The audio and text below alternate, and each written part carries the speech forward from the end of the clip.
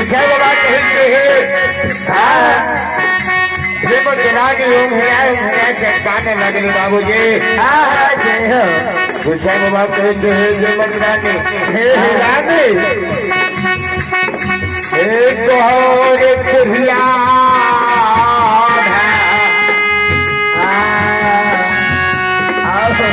तेरा दुआर पर आवे छो पहले आवेत रहो भाग्य आदर संस्कार करत रहो आय नहीं करे कैसो आय देखो सेहन में मुख देवी ढाक के दुनिया में आए जे रस्ता के तोहर प्रिया भाई आवे छो हर जन टीवी के जाके ओकरा बिना भगा ले नहीं चले छे तेरा दुआर पर तोहर भैया आवे छो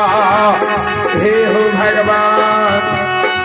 भैया के लगे जाने छो ने पेट खराब हो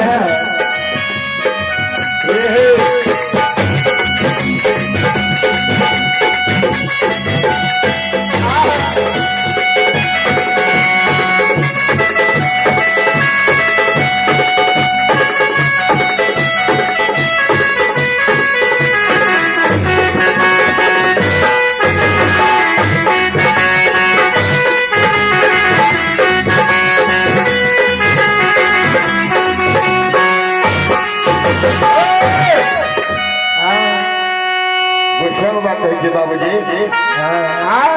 कोहिला के शहर बहुत खराब है बहुत खराब हे रानी तोरा दुआर पर कोहिला भावे छो यही रास्ता से कितनी बन जेते हे किनसाई तो भैया तेरा दुआर पर तो रानी अब भैया के आदर संस्कार करवा कोरिया के शहर बहुत खराब है कोरिया के शहर लग जेता है महारानी कोरिया के शहर पुस्तक तक जाए छे कोरिया के शहर लग जेता कोई कुल खंडार कथा कुटुंबी करता भैया जे तोरा दुआर पर तो भैया से तू भेंट मुलाकात नहीं करी जे बात रानी बाबू जे हाय हो भगवान हम देवता के गुस्से बाबा के बानी सुन के रानी कई चलूर हो महारानी के हो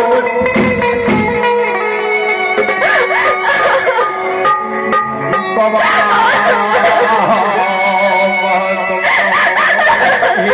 हो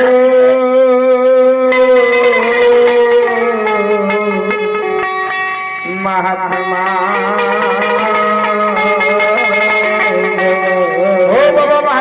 हमरा दुआर पर भैया आते हमारे भेंट करे